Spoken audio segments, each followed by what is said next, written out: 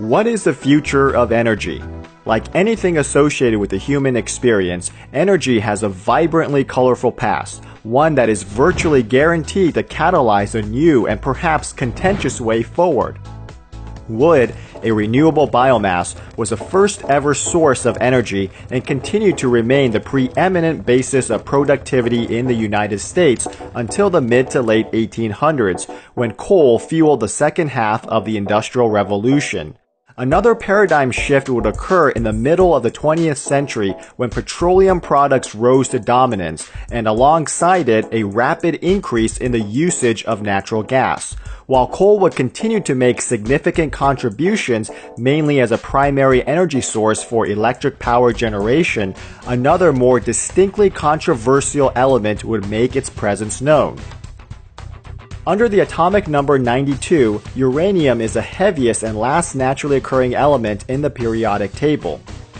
During the age of the Roman Empire, the element was used as an ornamental accessory, with yellow-colored glass containing more than 1% uranium oxide being discovered in Naples, Italy, and which date back to 79 AD, according to research conducted by chemistry expert C.R. Hammond. More closer to modern times, the discovery of the element is credited to German chemist Martin Heinrich Klaproth, who named it after the then newly discovered planet Uranus. But it wasn't until 1896 when uranium's inherent radioactivity was discovered, when Henri Becquerel, a French physicist and Nobel laureate, left a sample of potassium uranyl sulfate on top of an unexposed photographic plate, determining later that emissions from the uranium salt had exposed the plate. Uranium research would continue well into the 20th century, with fervor accelerating towards the development of the atomic bomb. While it would never lose its dubious association with military proliferation, a direct consequence of the rapidly escalating Cold War, uranium took a decidedly commercial-friendly path on December 20, 1951, when Argonne National Laboratory's experimental breeder Reactor 1 became the first nuclear reactor to generate electricity. 2.5 years later, the introduction of the world's first commercial-scale nuclear power plant in Obninsk, a small city some 62 miles southwest of Moscow, confirmed the beginning of a different kind of war, the business of nuclear commerce. Today, the United States is the world's largest producer of nuclear power, accounting for more than 30% of worldwide nuclear generation of electricity, according to the World Nuclear Association. The country's 104 nuclear reactors produced 821 billion kilowatt-hours in 2011, accounting for over 19% of total domestic electrical output. However, the United States imports 95% of its uranium and only produces about 5 million pounds of uranium compared to the 50 million pounds that it consumes. However, the recent crisis in Fukushima, along with other highly publicized meltdown events leading to a 30-year period where very few reactors were built in the US, have placed a damper within the court of public opinion.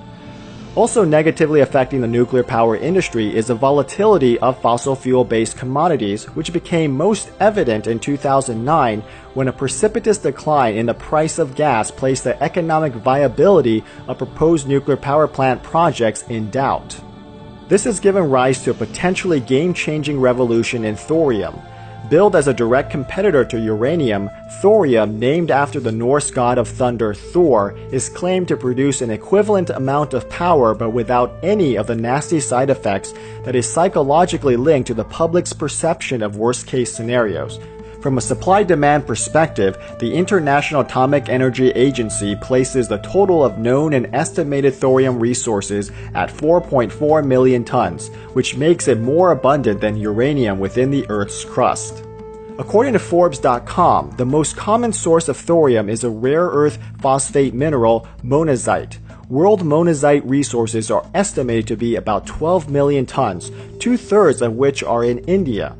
This has significant geopolitical implications, considering that India has a far more friendlier posture to the United States and its allies than that of its neighbor China, which is increasingly becoming belligerent and therefore unreliable as a trading partner. Writing for scientific research-based magazine Cosmos, Tim Dean expressed one of the most hopeful outlooks for thorium when he stated, What if we could build a nuclear reactor that offered no possibility of a meltdown, generated its power inexpensively, created no weapons-grade byproducts, and burnt up existing high-level waste as well as old nuclear weapon stockpiles? And what if the waste produced by such a reactor was radioactive for a mere few hundred years rather than tens of thousands? It may sound too good to be true, but such a reactor is indeed possible, and a number of teams around the world are now working to make it a reality. So if thorium really is the antidote for the world's most pressing energy and ecological challenges, what has prevented its mainstream proliferation?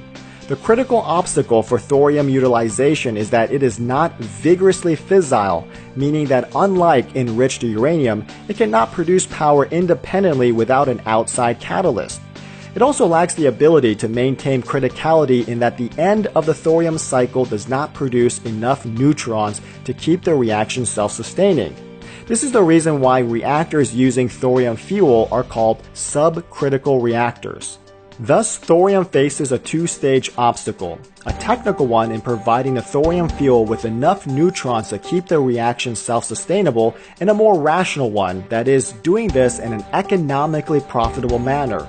Although there are organizations addressing the drawbacks of thorium utilization, the technology is young and undeniably expensive.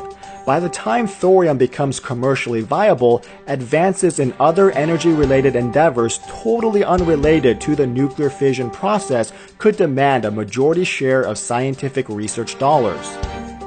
This brings up another impediment to the commercialization of thorium.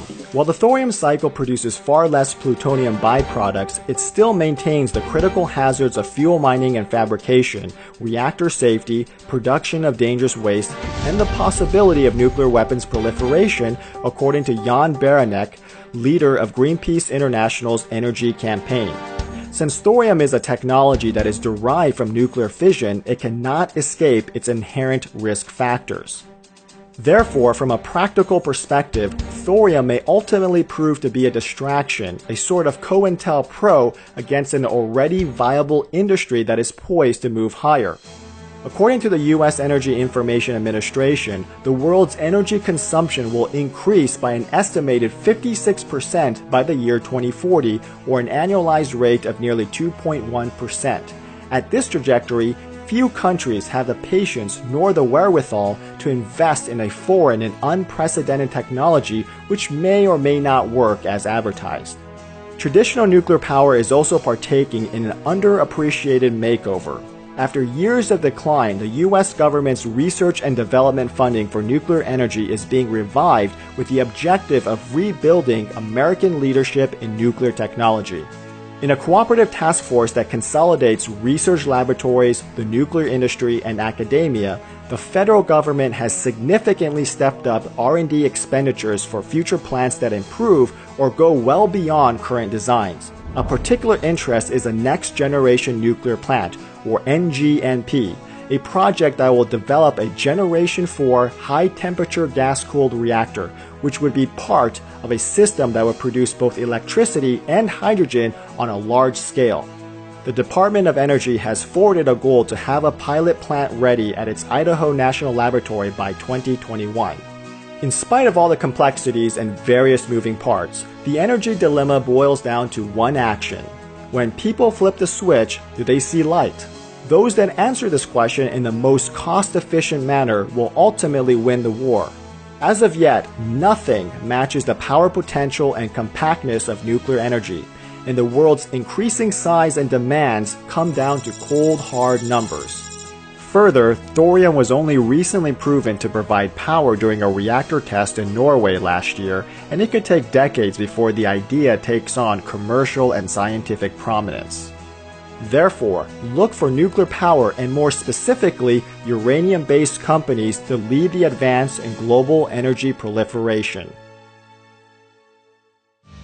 To learn more about nuclear energy and other future investments and trends, sign up for our free newsletter at futuremoneytrends.com.